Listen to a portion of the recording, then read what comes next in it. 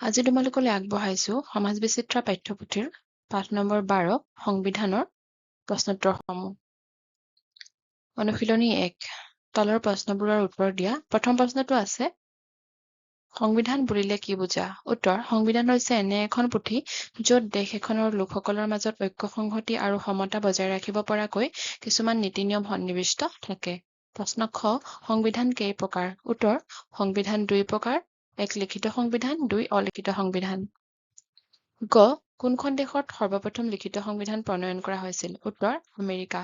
ঘ অলিখিত সংবিধান থকা দেশ এখনৰ নাম লিখা। উত্তৰ ইংলেণ্ড। ঙ সংবিধানৰ যিকোনো এটা বৈশিষ্ট্য লিখা। উত্তৰ সংবিধান হৈছে ৰাষ্ট্ৰৰ সৰ্বোচ্চ আইন।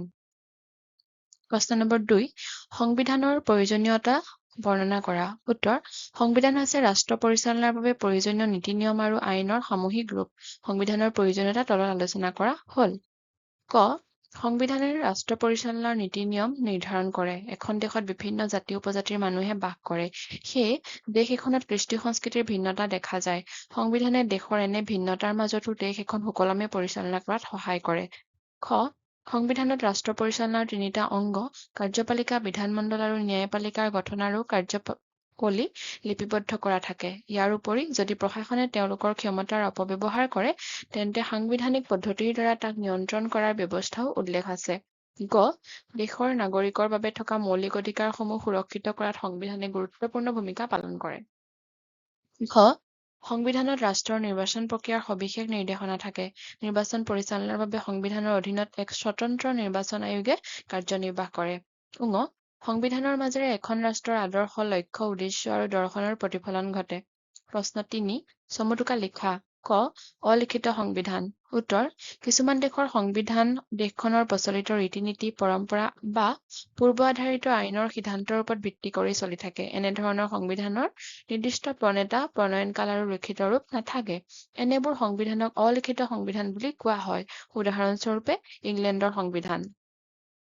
খ লিখিত সংবিধান। উত্তৰ যি সংবিধান লিপিবদ্ধ অৱস্থাত থাকে তাকে লিখিত সংবিধান বোলে। লিখিত সংবিধানৰ নিৰ্দিষ্ট প্ৰণয়নকাল আৰু প্ৰণেতা থাকে। পৃথিৱীৰ প্ৰায়বোৰ দেশতে লিখিত সংবিধানৰ প্ৰচলন আছে। আমেৰিকাৰ সংবিধানখন বিশ্বৰ প্ৰথম লিখিত সংবিধান। অনুশীলনী 2 1 তলৰ প্ৰশ্নবোৰৰ উত্তৰ দিয়া। প্ৰশ্ন ক ভাৰতৰ সংবিধান সভাৰ সভাপতি কোন আছিল? উত্তৰ ৰাজেন্দ্ৰ প্ৰসাদ। প্ৰশ্ন খ ভাৰতৰ সংবিধানৰ খচৰা কমিটিত থকা একমাত্ৰ অসমৰ সদস্যজনৰ নাম কি? উত্তৰ সৈয়দ মহম্মদ ছাদুল্লাহ। প্ৰশ্ন গ ভাৰতক কিয় অৰ্ধ যুক্তৰাষ্ট্ৰ বুলি কোৱা হয়? উত্তৰ ভাৰতীয় সংবিধানত শক্তিশালী কেন্দ্ৰীয় চৰকাৰ, একক নাগৰিকত্ব, জৰুৰীকালীন ক্ষমতা আদি এককেন্দ্ৰিক চৰকাৰৰ বৈশিষ্ট্যও পৰিলক্ষিত হয়। সেয়েহে ভাৰতক যুক্তৰাষ্ট্ৰীয় আৰু একাত্মক ব্যৱস্থাৰ সংমিশ্ৰণ অৰ্থাৎ অৰ্ধ যুক্তৰাষ্ট্ৰ বোলা হয়। ঘ ভাৰতীয় সংবিধানৰ চূড়ান্ত ৰূপত কেইগৰাকী সদস্যই স্বাক্ষৰ কৰিছিল? উত্তৰ 284 জন। ঙ ভাৰতীয় সংবিধান অনুসৰি জৰুৰী অৱস্থা কেই প্ৰকাৰ? উত্তৰ 3 প্ৰকাৰৰ। প্ৰশ্ন 2 কি পৰিস্থিতিৰ সৃষ্টি হলে ভাৰতীয় সংবিধান অনুসৰি দেশত জৰুৰী অৱস্থা ঘোষণা কৰিব? উত্তৰ ভাৰতীয় সংবিধান অনুসৰি জৰুৰী অৱস্থা ঘোষণা কৰিব পৰা পৰিস্থিতিসমূহ হৈছে ক জাতীয় জৰুৰী অৱস্থা 352 নং অনুচ্ছেদ। কোনো বিদেশী শক্তিয়ে ভাৰতৰ বিৰুদ্ধে যুদ্ধ ঘোষণা কৰিলে বা কৰাৰ ভাবুকি দিলে আৰু দেশত আভ্যন্তৰীণ সশস্ত্ৰ বিদ্ৰোহ সংঘটিত হলে। খ ৰাজ্যিক জৰুৰী অৱস্থা 356 নং অনুচ্ছেদ। কোনো ৰাজ্যৰ প্ৰশাসন কাৰ্য সংবিধানৰ নিয়ম অনুসৰি পৰিচালিত হোৱা নাই বুলি নিশ্চিত হলে। গ আৰ্থিক জৰুৰী অৱস্থা 360 নং অনুচ্ছেদ। দেশত শোচনীয় অৰ্থনৈতিক অৱস্থাৰ সৃষ্টি হৈ অৰ্থনৈতিক স্থায়িত্ব বিপদাপন্ন হলে। প্ৰশ্ন 3 ভাৰতীয় সংবিধানৰ যিকোনো 3টা বৈশিষ্ট্য লিখা। উত্তৰ ভাৰতীয় সংবিধানৰ যিকোনো 3টা বৈশিষ্ট্য হৈছে ক প্ৰস্তাৱনা। প্ৰস্তাৱনাক ভাৰতীয় সংবিধানৰ পথ প্ৰদৰ্শক ৰূপে অভিহিত কৰিব পাৰি। ইয়াৰ মাধ্যমেৰে ৰাষ্ট্ৰ হিচাপে ভাৰতৰ লক্ষ্য, উদ্দেশ্য আৰু আদৰ্শ প্ৰতিফলিত হৈছে। খ দীৰ্ঘতম লিখিত সংবিধান। এতিয়ালৈকে প্ৰণয়ন হোৱা পৃথিৱীৰ বিভিন্ন দেশৰ সংবিধানৰ ভিতৰত ভাৰতৰখনেই দীৰ্ঘতম। এই লিখিত সংবিধানখনত 448টা অনুচ্ছেদ, 25টা অধ্যায় আৰু 12টা অনুসূচী আছে। গ ধৰ্মনিৰপেক্ষতা। ধৰ্মনিৰপেক্ষতা ভাৰতৰ সংবিধানৰ আন এক উল্লেখযোগ্য বৈশিষ্ট্য। ভাৰতত ধৰ্মৰ ভিত্তিত কোনো ধৰণৰ বৈষম্য সৃষ্টি কৰা নহয় আৰু ইয়াত বসবাস কৰা সকলো ধৰ্মৰ মানুহে নিজ নিজ ধৰ্মীয় বিশ্বাস আৰু চৰ্চা কৰিব পাৰে। ভাৰতত সকলো ধৰ্মকে সমদৃষ্টিৰে চোৱা হয়। প্ৰশ্ন 4, ভাৰতৰ সংবিধান প্ৰণয়ন সন্দৰ্ভত অসমৰ অৱদান বৰ্ণনা কৰা। উত্তৰ, ভাৰতৰ সংবিধান প্ৰণয়নত অসমে সক্ৰিয় ভূমিকা গ্ৰহণ কৰিছিল।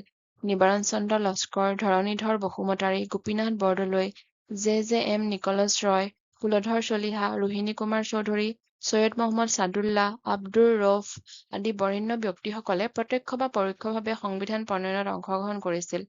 সৈয়দ মহম্মদ ছাদুল্লাহ সংবিধান খচৰা সমিতিৰ সদস্যও আছিল। গোপীনাথ বৰদলৈ অসমৰ অনুসূচিত জাতি-জনজাতি আৰু পাৰ্বত্য জনজাতিৰ স্বাৰ্থ ৰক্ষাৰ্থে গঠিত উত্তৰ-পূব সীমান্ত অসম জনজাতি আৰু উপ সমিতি বহিৰ্ভূত অঞ্চলৰ কাৰ্যভাৰ গ্ৰহণ কৰিছিল। এই সমিতিৰ পৰামৰ্শ মতে সংবিধানৰ খচৰা পঞ্চম আৰু ষষ্ঠ অনুসূচী অন্তৰ্ভুক্ত কৰা হয়।